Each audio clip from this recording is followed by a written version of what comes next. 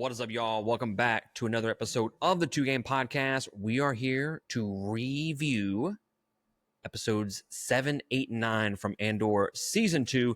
If you have been following along with us, welcome back. If you are new here, click this link. I don't know. I get my hands mixed up. This link up here somewhere. Down there. Shout out. That's for Patreon exclusive, okay? Click that link and it'll send you to playlist with all of our reviews for the Andor series. Once we finish off this series, we are going to review Rogue One. I'm very excited to revisit that movie as I have not seen it in quite a while. By the way, we are recording this a little bit late. There will be no future spoilers for the last 3 episodes. So we are just strictly talking about 7, 8, and 9.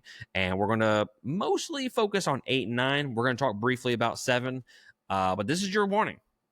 Full spoilers from this point forward on episodes 7, 8, and 9. So if you have not caught up, push pause, come back to us whenever you get caught up. But let's do this. Also, by the way, Mr. Cloy could not be here with us tonight. He's working, sadly. May he rest in peace. May he rest in peace. But I would say he sends his warm wishes, but I hadn't even talked to him about it. So, Brandon, if you're watching this, hey, what's up? Way to suck. Yeah, sucks, bruh. But let's just go ahead and jump into episode 7 just briefly. Overall, sir, how did you feel about the I call it the appetizer for the main course? And it's not a bad episode by any means. It was not. It definitely got you hungry for what was to come. It was setting the stage It was. more so than anything.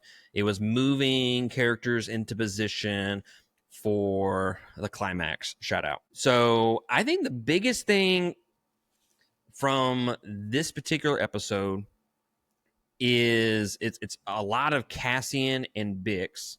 And when we get to the last episode, it kind of makes this really helps the other 2 episodes in terms of that relationship between Bix and Cassian. But the main thing that I guess we want to talk about here is, one, Cassian, he's still a little sour about Luthen going behind his back and talking to Bix. So he's kind of on the outside of things in terms of he's getting to the point where he's fucking done with this and he just wants to have a life with Bix. He's done with every part of the rebellion. Yeah, we kind of called that a couple of reviews ago that would kind of happen. Now, how things transpire past that point, we were a little wrong in episode 9, but that's neither here nor there, okay? Yeah. How do you feel? We've been talking this entire review series about how we hope there's no Jedi, there's no Force, there's none of that bullshit, okay? We want this to be its own separate entity within the Star Wars universe. And we get a Force healer. Indeed. How do you feel about that, sir? I get the plot point, I guess. I could have done without her being there. I have enjoyed this for not being a Force-driven show, that it's strictly rebellion and everything else. I rolled my eyes when I first saw it, and I've watched the episode a couple times already. I rolled my eyes. The more I watched it, the more I was less bothered by it. But I appreciated Cassian's perspective on it whenever she just kind of walks up to him, because Bix was trying to sneak him in to get there, and then she just walks out the crowd straight to him. I liked his just, I don't need you, I don't believe in you, all of you people are jokes. And it kind of reminds me of how some people, I'm not going to call out a whole bunch of people, or whatever, but how some people treat the like the Southern Baptist faith healers and stuff like that, where they're just preaching and throwing their hands on people's heads and healing them, and they can walk now or they can see now and everything else. That's kind of the viewpoint that I got from Cassian, was this is all just a bunch of bullshit.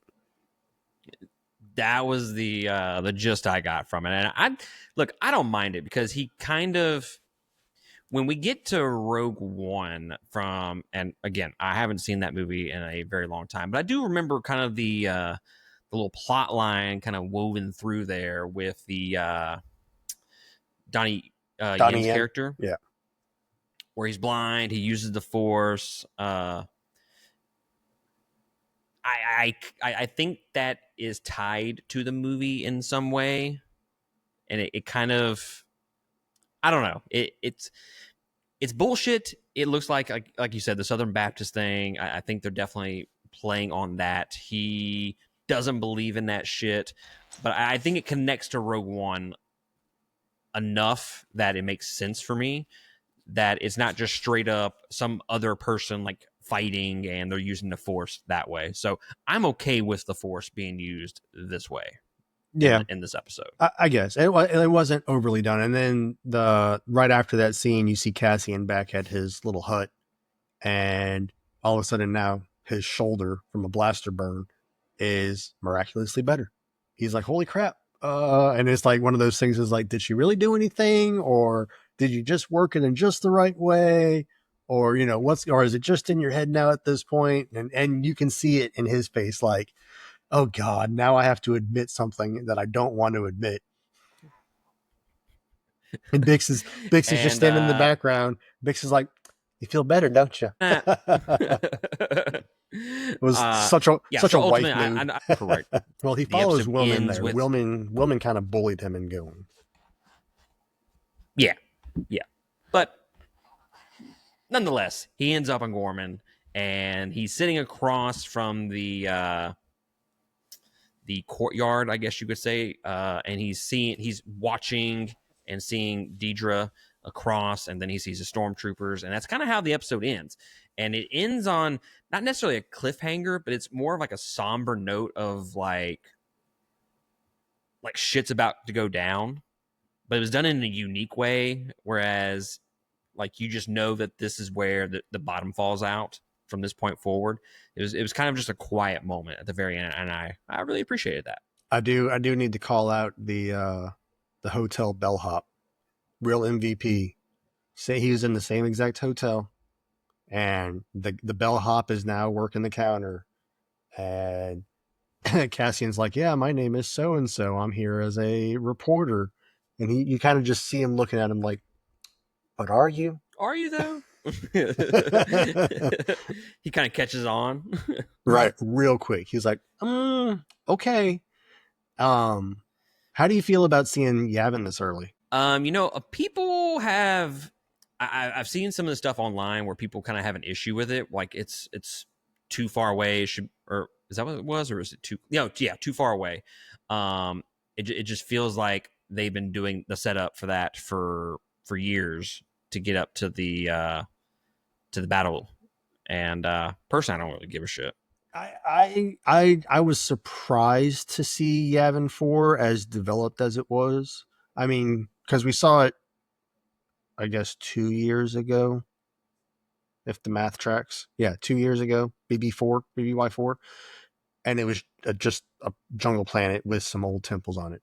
And here we are now, 2 BBY. I honestly expected the development of a more organized rebellion to occur after the events of what happens in episode 8. Like, I thought that was when Yavin 4 came together, not before. I think that would have made more sense, honestly. Yeah. I mean, I say I don't give a shit. Ultimately, it doesn't make me like it or dislike it. But personally, I think it would have made more sense for it to come after that moment. And then they really need a moment. They need like 2 moments in this show. One, to really start getting the rebellion going, which was on Ferrix when his mom got killed. and she does that speech and Right. yada yada yada, the riot. Like that was the moment of, hey, get your shit, let's fight these motherfuckers. And then this should have been the Gorman massacre should have been, okay, we have fucking had enough with these motherfuckers. Let's start our shit and let's go after them. Well, yeah, Gorman Massacre, and then episode 9. That's when everyone I thought would get together, and then Yavin 4 would be made. Because now we're talking about this base being here for greater than 2 years at this point, and it's pretty well manned throughout these over 2 years. Like, you think that the Empire would have caught on by then, or found it, you know? I don't know if they would have. I don't know if they would have. Oh, it just seems like a very long time for a hidden base. I think they're so arrogant that they don't even suspect it. I mean, here they are even egging it on in Gorman, more or less. But I think that would actually, now that I didn't think about this one too. I just said that. That would have been very interesting if the Gorman massacre, which happens in episode 8, so we can go ahead and start talking about that. If it led to the rebellion starting and Yavin 4 being built up and whatnot, it would have been hilarious if the Empire, you know, they're egging on this riot in Gorman, which leads to the massacre. That'd have been so funny if that event, which they egged on, led to the rebellion, which then eventually led to the downfall of the Empire. Well, that's why I figured is the Gorman massacre, and then the subsequent fallout in episode 9 that we'll get to, and what happened in that, and then what happens in the cartoon show Rebels leads to an actual organized rebellion with a secret base on Yavin 4. Well, I'm just saying, I think it'd be funny that the Empire is basically like they tied their own noose. Well, yeah, it is. I mean, that's the point. But I think logically it would have made more sense or whatever too. But whatever. So, how much did you love episode 8? Episode 8 and 9, peak fucking Star Wars, bro. I would put this up there. I don't know. Off the top of my head, I think this is right there with the heist episode. This is better, man. I like the heist episode. I don't know. I watched the heist episode. It was a good episode. And I loved it. But Gorman Massacre, if I had been sitting in a chair, I was laying in bed when I watched it. If I had been sitting in a chair, I would have been at the edge of that chair the entire time. That episode just had you at like an anxiety level of 11 the entire time it was happening. And like you could see stuff that was about to happen. You knew it was coming, but then just watching it happen, and you're just in it and feeling every minute of it. I think those are the two best episodes, personally speaking. I don't know. Episode 9 was really great too. You can make a case for either one of those 3 episodes being the best one.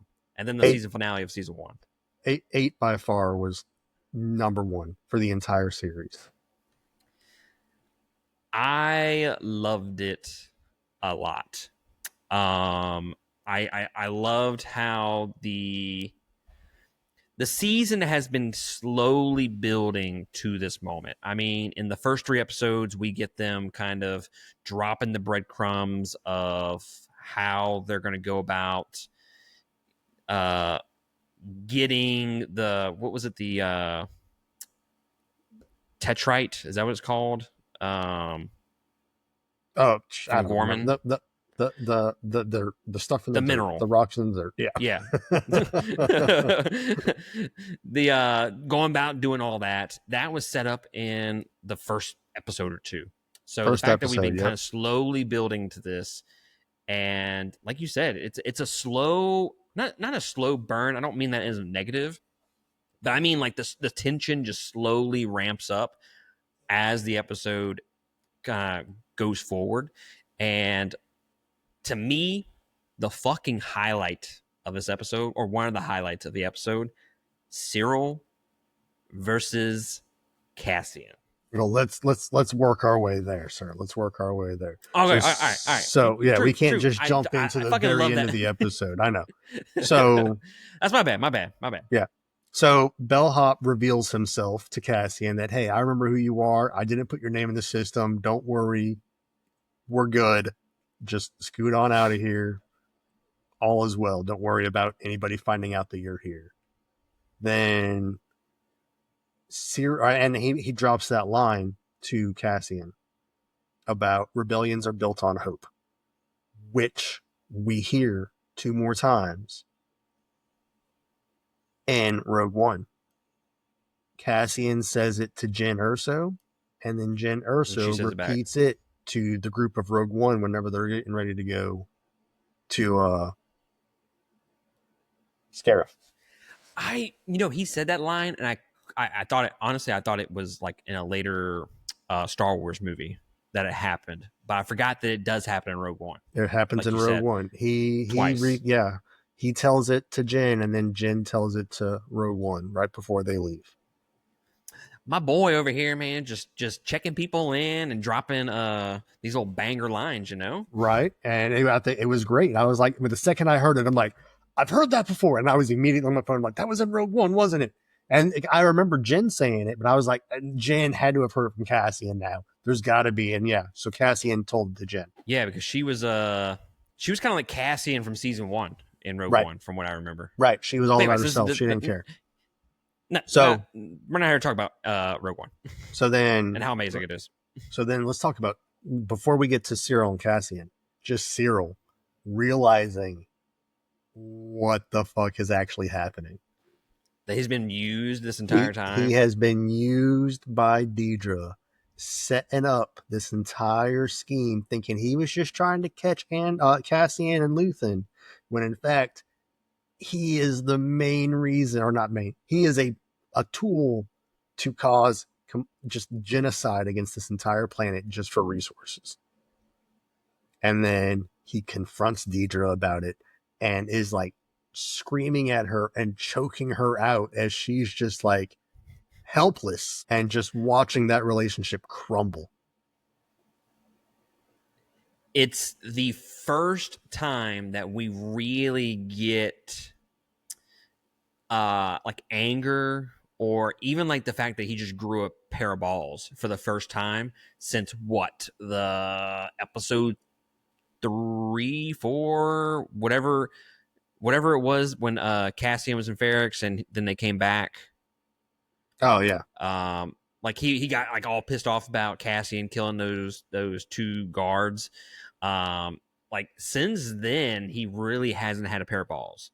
If we're being honest. And then this is the first time we see Dedra actually have any kind of true emotion this entire series also. I mean, granted, where she's just afraid like for her frightened life. of him. Right? She's afraid for her life, but and the fact that you could tell that she honestly cared for Syril, and she was, trying to make a point that we're doing this for us, so we can advance, so we can go back home, so we can be together. And he just he was done with her. I love the fact that like he's choking her the fuck out. She's like, "You're hurting me," and I'm like, "Bruh, you fucking like that, okay? I don't care what y'all say. Like that's fucking kink right there for y'all, okay?"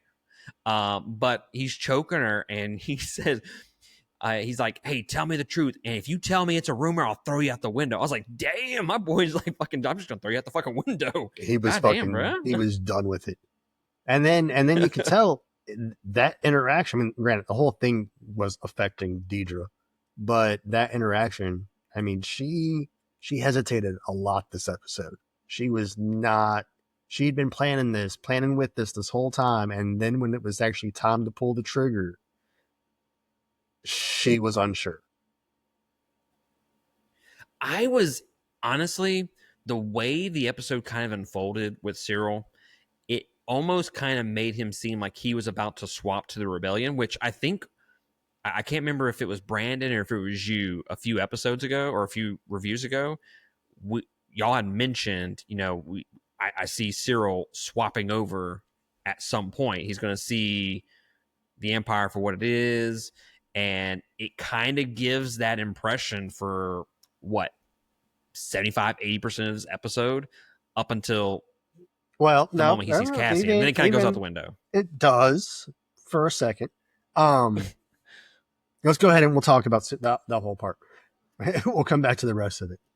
So yeah, it does look like Cyril's about to flip sides, and then he sees his white elephant.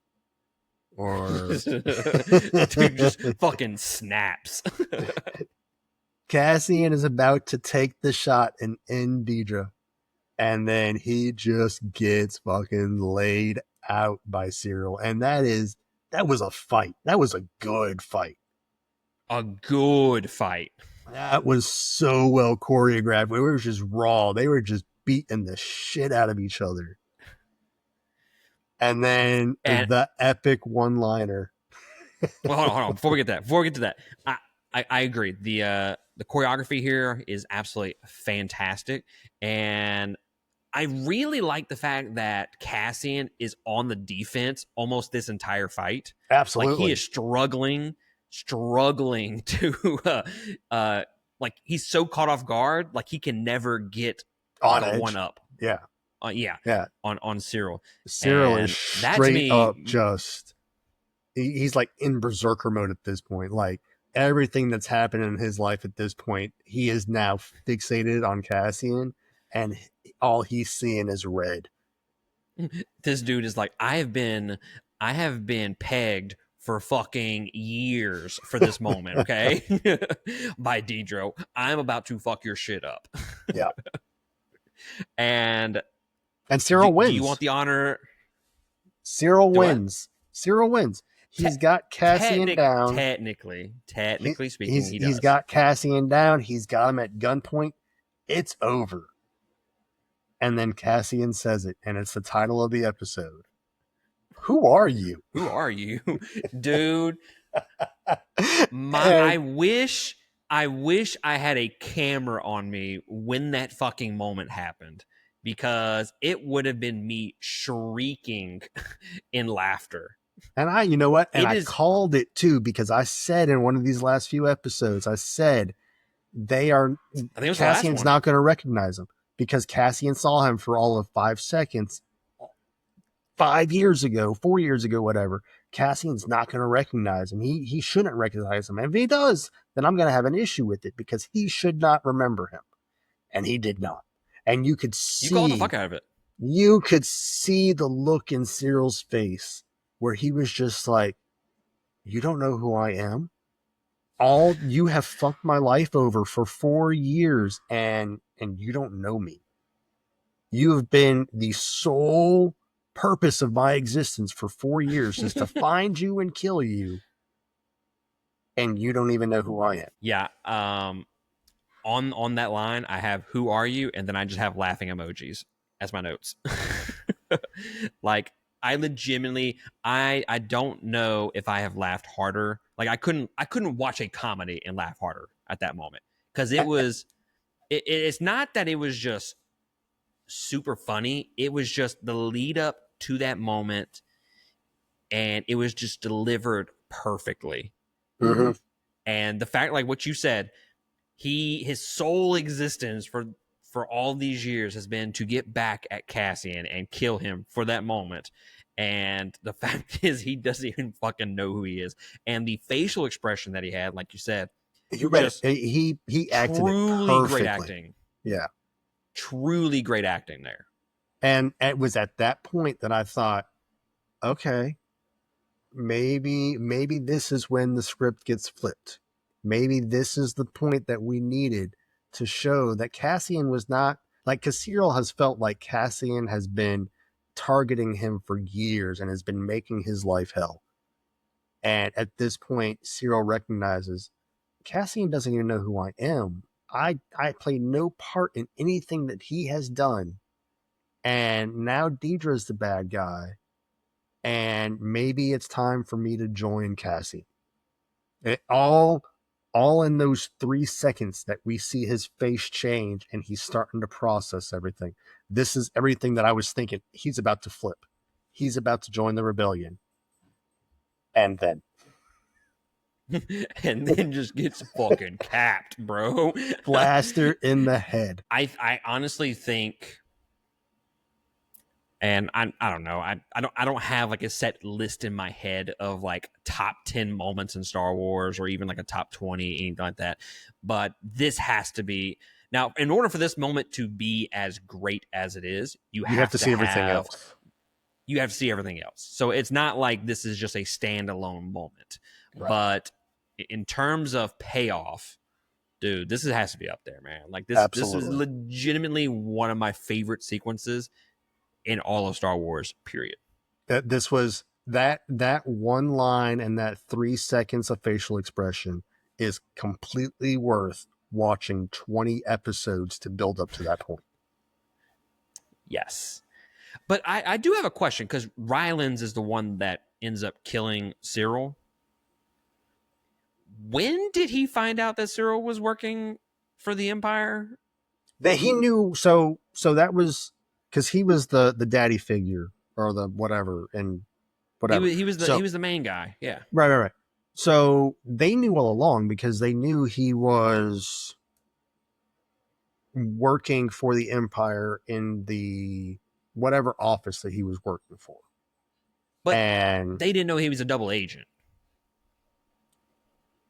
Yeah, but he was. They didn't know he was working directly with ISB, but they were using him to gather information to go back and forth. So he was stealing information, or say stealing information to give them.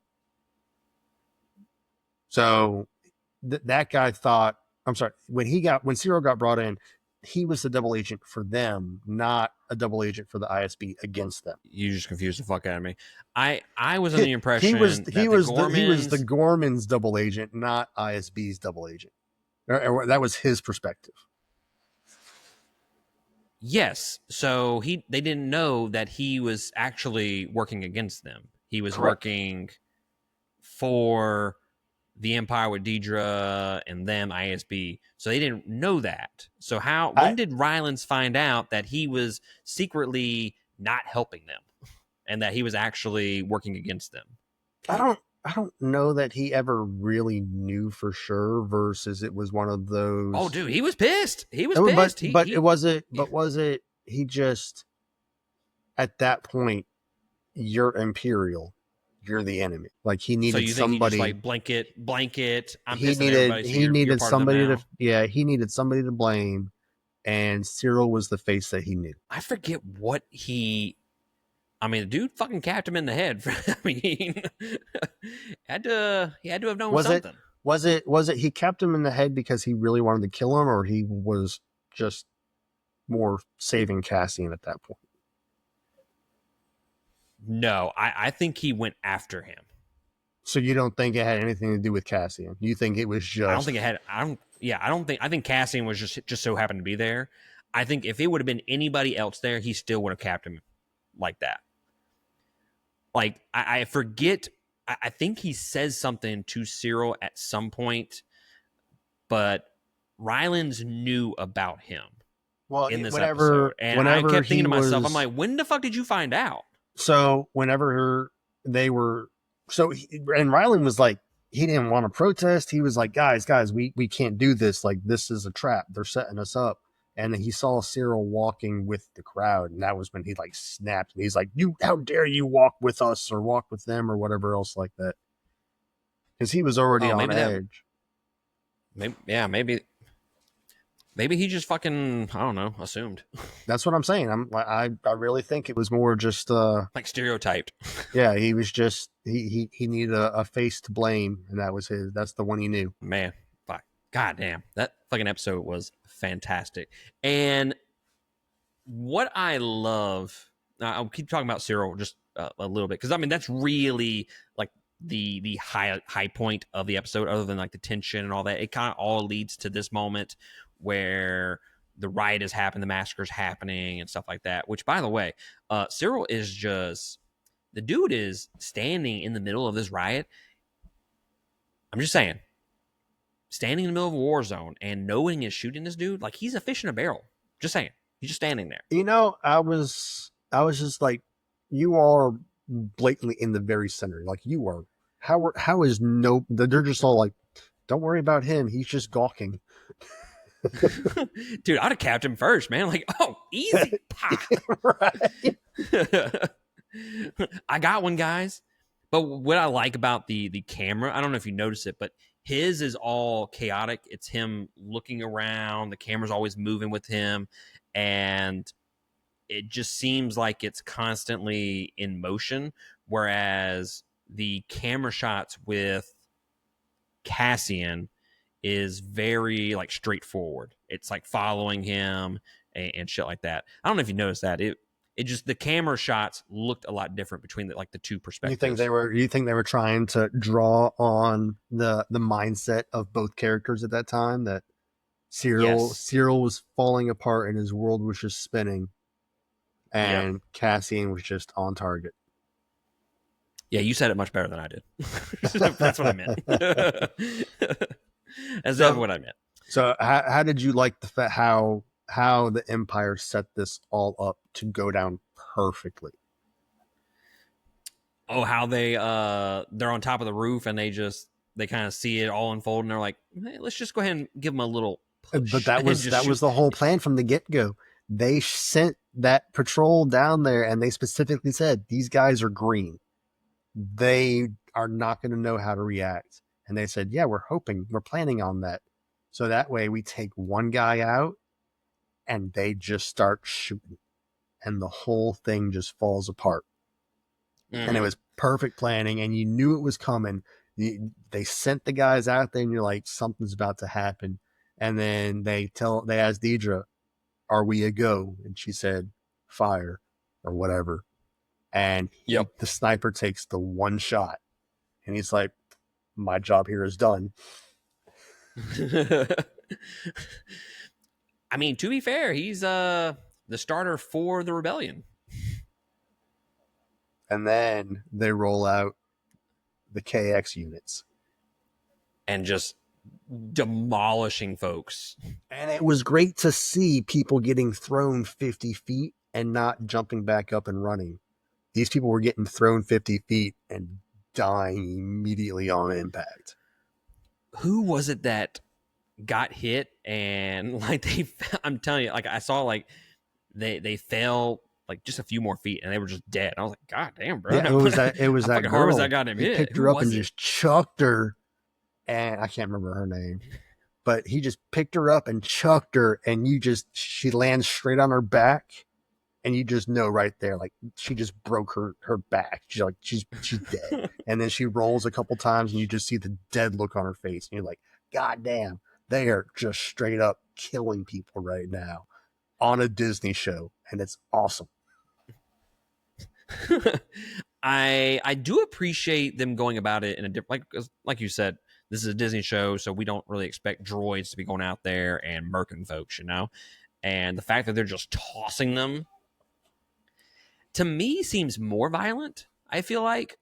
Absolutely. Than just like shooting them. Yeah. No, this was carnage. Just chucking people left and right, smashing them with the KX droid just kicks the barricade and just smashes a whole group of people. Mm-hmm. Also, they need to start hiring the people that are shooting during this Gorman massacre. Like, hire them for stormtroopers because they weren't fucking missing. These stormtroopers weren't missing either, though.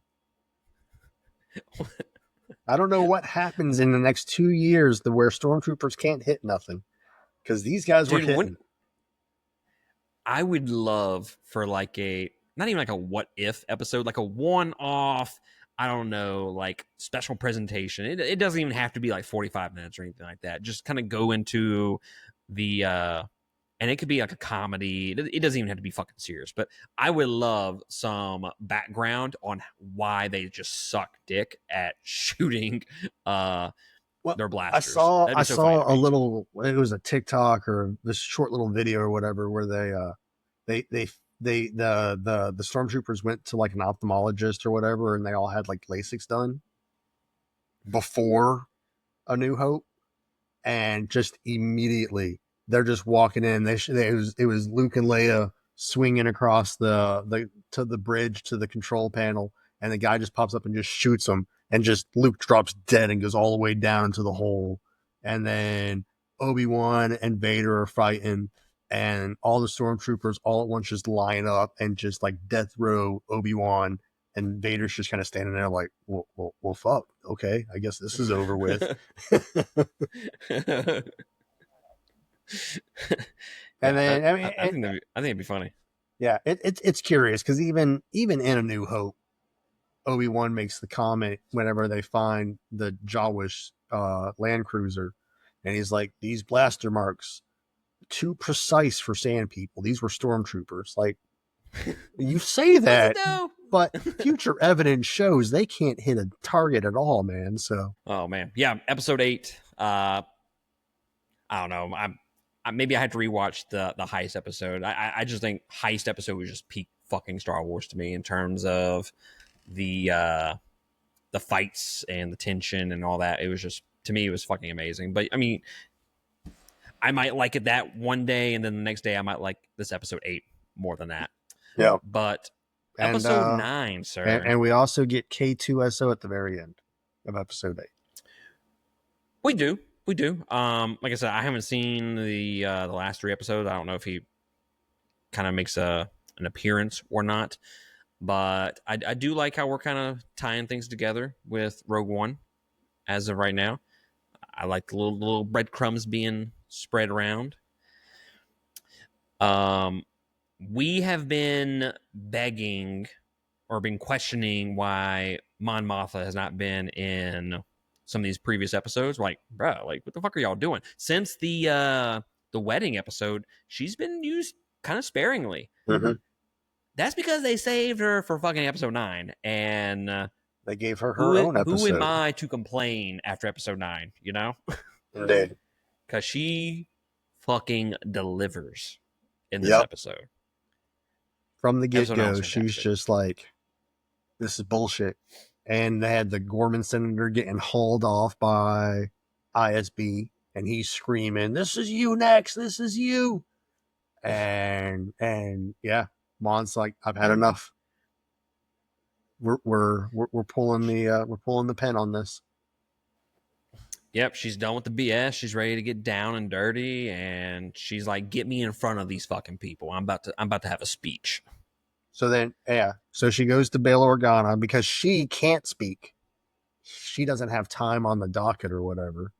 So Bail goes and uses his time to give to her and completely circumvents the Senate, which I'm curious how he got away with that. Because they were... You don't think the Empire would be like, "Hey, why'd you fucking do that?" Right. Like, don't think they'd be a little pissed about that? Yeah, like you knew, you didn't know what she was going to say. Like, you knew what she was going to say. So, and the fact that he's just like, "I'm going to stay behind." And the fact that that's even a rule. Right. A law. Like, it's just weird. Like, what? Who would come up with that? Like, I let them speak for me. Right. Okay, whatever. But anyways, nonetheless, it was fucking great. She gives her big speech in front of everybody. Benjamin Bratt as Organa. He's grown. I fucking liked him. I liked him, man. He's grown on me. And like I said, I never disliked him as an actor. And I was hoping that he would fill the shoes well. And I think he did. He's played a good... Yeah. I can't complain. Kind of wanted more of him. Yeah, absolutely. But yeah, the big speech was some great acting from there. And I think after watching this episode, I think it cements Mon Mothma as like one of the best characters. And if you said she was the best character in this series, I honestly couldn't talk you off that ledge, you know? I think she's just a fucking great character, and the great acting to go along with it. And it's to the point where she, like you said, she's done with the BS. She's ready to get down and dirty, and she's ready to lay the cards on the table here. And she doesn't believe that she can trust Luthen whatsoever. She does not. And Luthen sends Cassian to go rescue her because he knows what's about to go down. And that's the best part. So do you... Actually, forget that question. I love how kind of like the entire series has kind of set up this moment where, I think even from the first couple episodes that we reviewed, that we were like, Luthen, like great character, but I don't know. The dude's going to do all that he can to save the rebellion. It's the cause, not the people, And the fact that this is the one time that he does not go for the cause, that he's actually trying to help her, and he sends Cassian after her. I don't think that was entirely true. Yes, he sent Cassian to go help her, but it's because he knew she was the cause. That people were going to follow her voice, and they needed her voice more. And you think? Well, that, and it was also to save his ass, because if ISB got Mon after knowing that she was spouting rebellion, that they were going to get her, interrogate her, and she was going to spill the beans. I just thought he was going to try to kill her. Luthen, instead of risking it. I'm sure that maybe crossed her mind, and Mon definitely had that suspicion. To the point. Oh yeah, she even mentions that her old dude went with one of their drivers and fucking got killed. Yeah. Mon absolutely thought Luthen was just going to kill her. And I think and she's never met Cassian, but she knows of Cassian, I'm guessing through Vel. So maybe he was the perfect person to insert because Vel trusted Cassian. I don't think she even knew him through Vel. No? You got to imagine that they talked a little bit. I mean, they probably talked about it, but I mean, you would have to put you're just saying in a random name at that point. You're not really. It's not like face. He shows up, but it could have been like, "Hey." But he doesn't even say his name. Does he not? I don't think so. I'm just here on Luthen's orders. I'm here to save you. I think so. I'll have to rewatch it. I could be wrong. I could be wrong, but I'm pretty sure he doesn't. I think he just shows the fuck up and was like, "You fucking come with me. Come with me, or if you want to live." Luthen sent me. I promise to get you out of here safe. And then Organa's team had a mole that killed the rest of the team. It was after that part. Okay, you could have. I think you that could have part done could have been worked that a little part bit better. Yeah, you could have done with that completely. Like, don't even have Bail Organa have an extraction team at this point. Just Bail gives her the floor, and then we're like, we'll figure out how to get you out of here after you speak. And then just have Luthen show up, or have Cassian show up on Luthen's orders. I'm not opposed to the mole in the group. I wish we would not have known who it was from the very beginning. Because she ends up going into that hallway, and the dumbest fucking thing you can do. It's almost kind of, it's equivalent to you're on the phone with your mistress laying in bed with your wife. Like, they're that fucking close to each other. Right. Can you hear me? You're going to start. I'm ready. Yeah. Yeah. No, that. Oh, fuck. No, I definitely would have enjoyed some more suspense, not knowing if there was actually a mole, and then trying to figure out during this episode who the mole was. That would have been better. The moment that they did that shit, because I immediately thought into myself, it took me out of the episode a little bit, because I'm like, why the fuck would you call them like so, like, you're so close to the other person? Why the fuck would you do that? That's just it's dumb. And especially for a series, a little bit. Especially for a series that has been great at suspense, to just really drop the ball there. Yeah, but like take that little moment, put it aside. Everything else was fucking amazing. Oh yeah. And then I do like how they didn't try and retcon Rebels, because you hear him say, we're handing Cassian, and I don't necessarily understand why Cassian needed to give her to somebody else, to give to somebody else, to then transport her to Yavin. But Cassian gives her to Gold Squadron, which in the Rebels TV show, Gold Squadron then delivers Mon to the Ghost Crew, Ghost Squadron, whatever, the Rebels people, and they're the ones that deliver her to Yavin. So they tied both series together instead of rewriting the story. I'll eventually watch it. Eventually. You'll need to watch it with your younger son so that way he'll appreciate it. It's a very child show, but so other than Mothma, which by the way, I want to talk about one thing before we get to the other big aspect of this episode, which was Bix and Cassian at the very end. Mothma's driver. Do you think?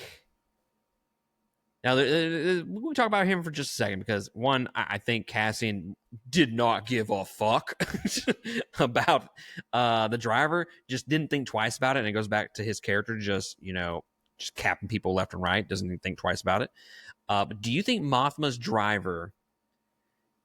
Now, we do know that he was kind of spying on her. He's definitely a mole from the ISB. But do you think, because he's in there listening to the speech, and I don't know, maybe it's like the acting that was going on, but he just seems, I don't know, do you feel like he turned? Or do you think he was just strictly a spy the entire time for the Empire? I don't think he had enough brain cells. Shot the right, he made the right decision in capping the dude. Oh no, absolutely. I don't think he had enough brain cells to understand what Mon was talking about. And even the junior senator even made the comment because Mon's like, I'm gonna get a new driver, and he's like, don't do that. That one, they might actually put a smart one in that seat. Like, touche. So, I don't know, man. Like when he was running up trying to find her, I was like, is he swapping to the rebellion? And then Cassian over here like, I don't give a fuck. Pop. I was like, okay, well, fuck it. I guess we'll find someone else for the rebellion. Right. There's more people out there. So there's more people out there. But that entire aspect of the episode, fucking fantastic. I think it has enough tension to carry you from moment to moment. And I just think Mon Mothma, like, again, just cements herself as one of the best characters, if not the best character in not only this series, but in Star Wars, period.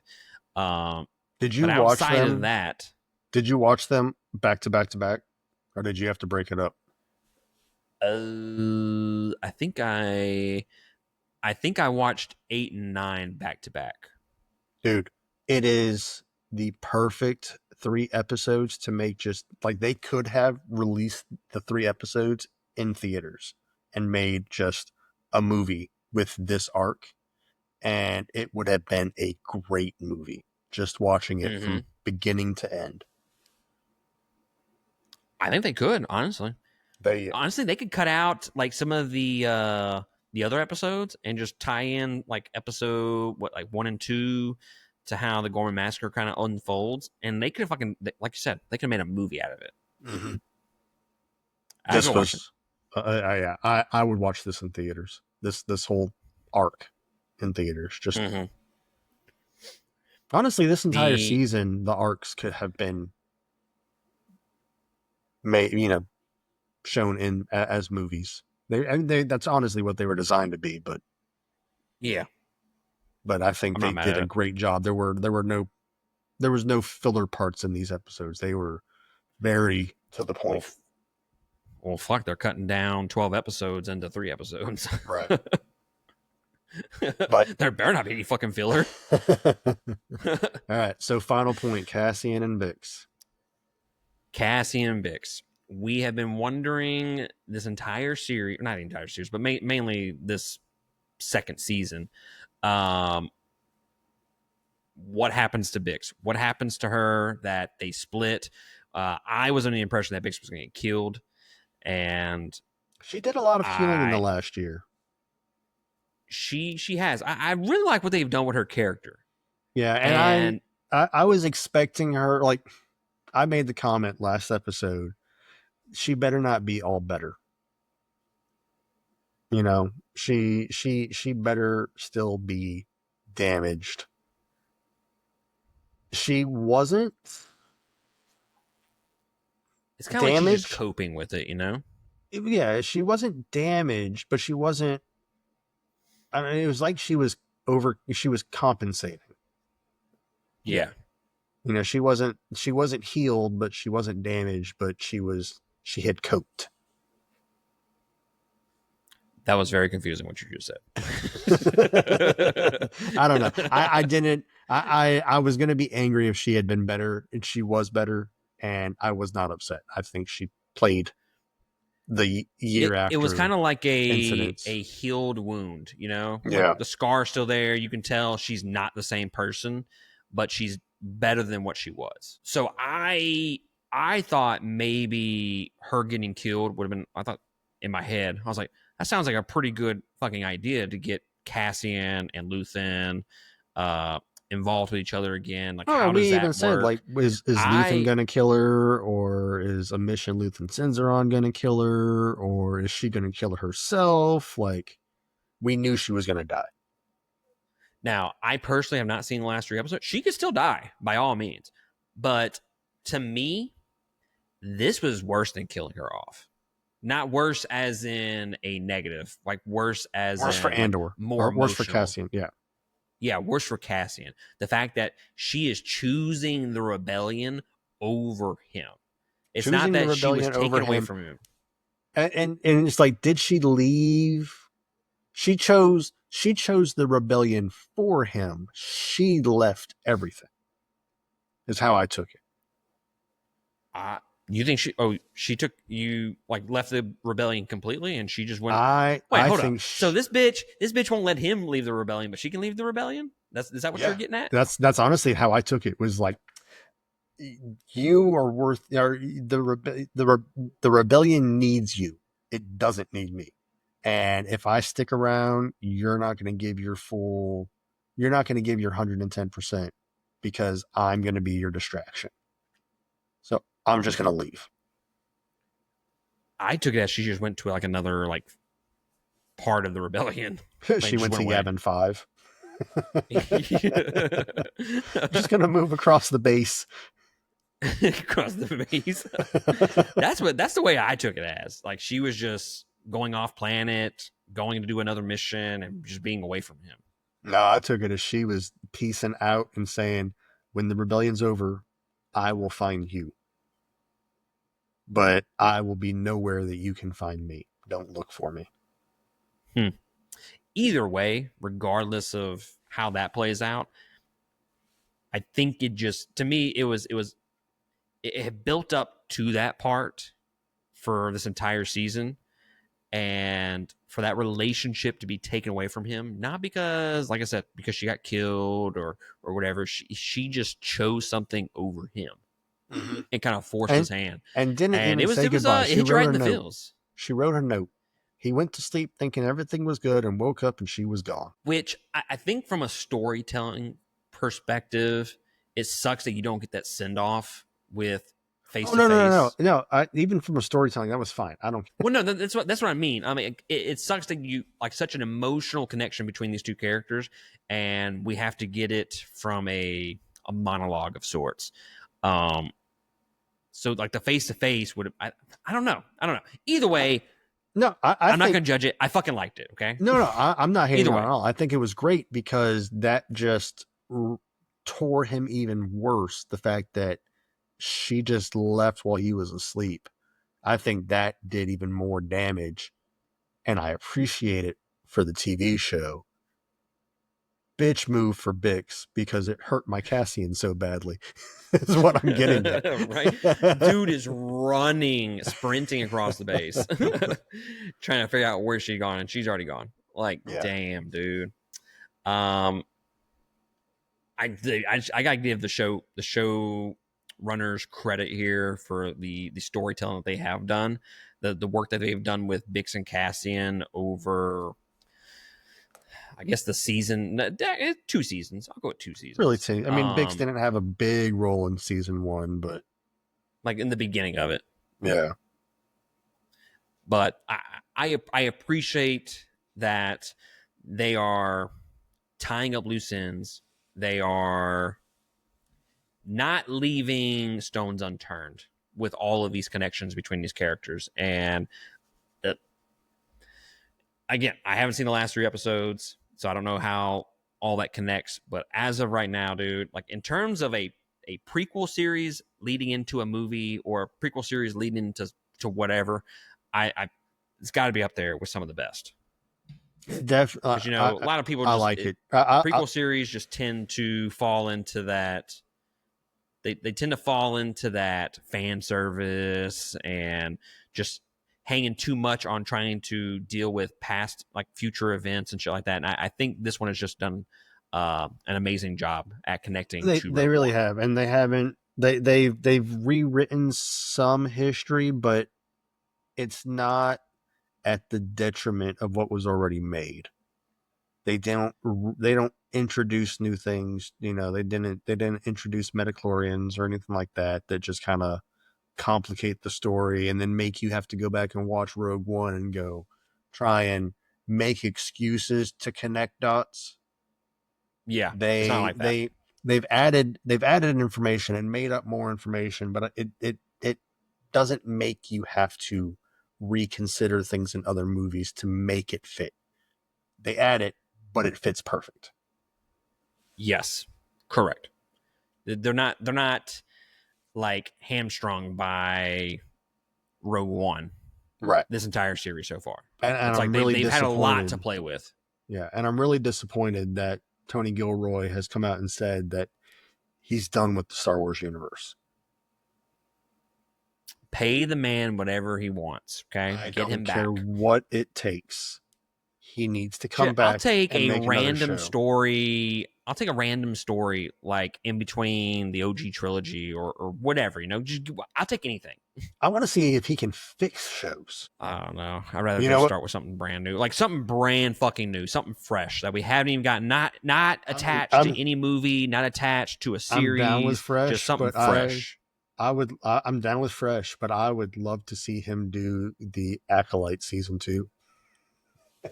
Because if anybody could fix it, it's him.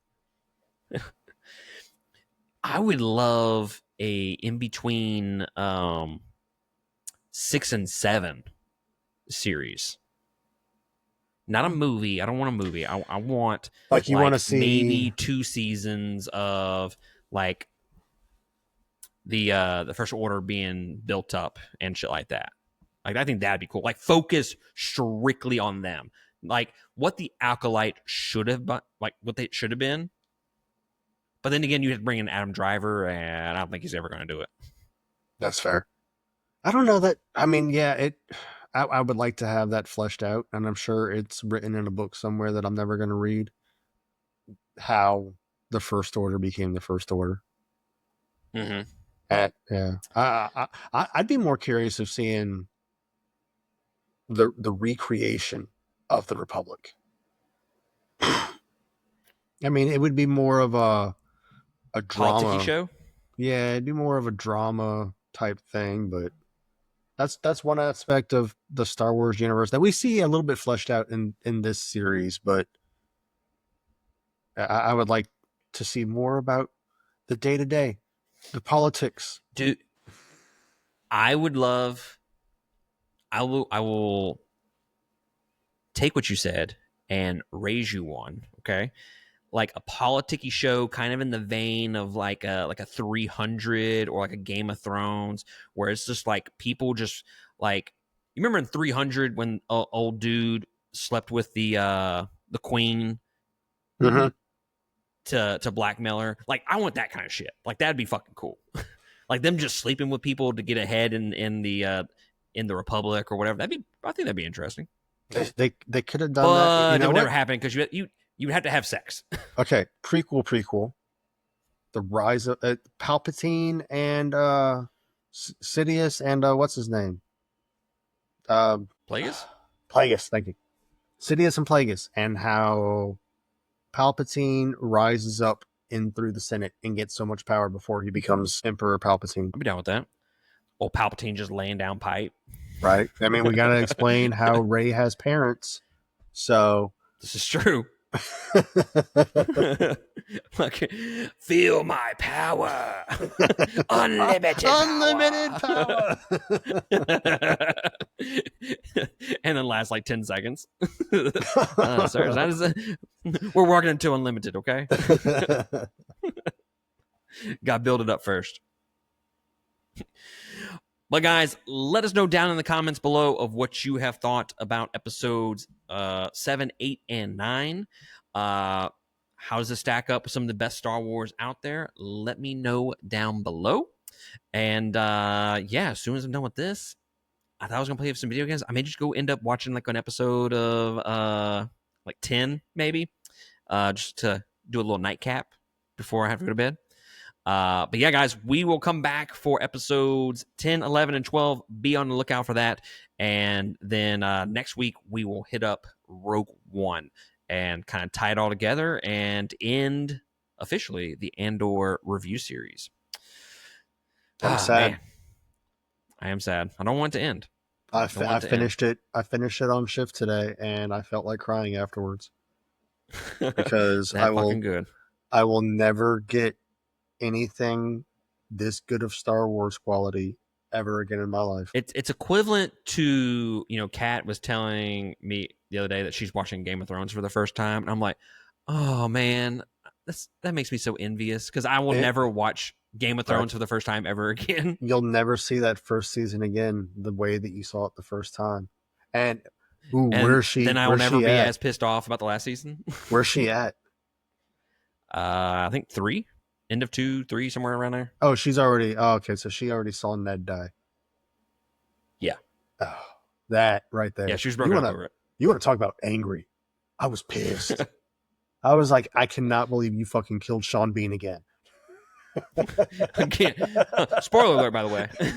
Yeah, by the way, if you haven't for a show that 15, 17 years ago, something like that. But yeah. Gonna miss this series for sure. But guys, that is going to be it from us. We will catch y'all next week on the final review of Andor Season 2. And we will catch y'all then. Laters.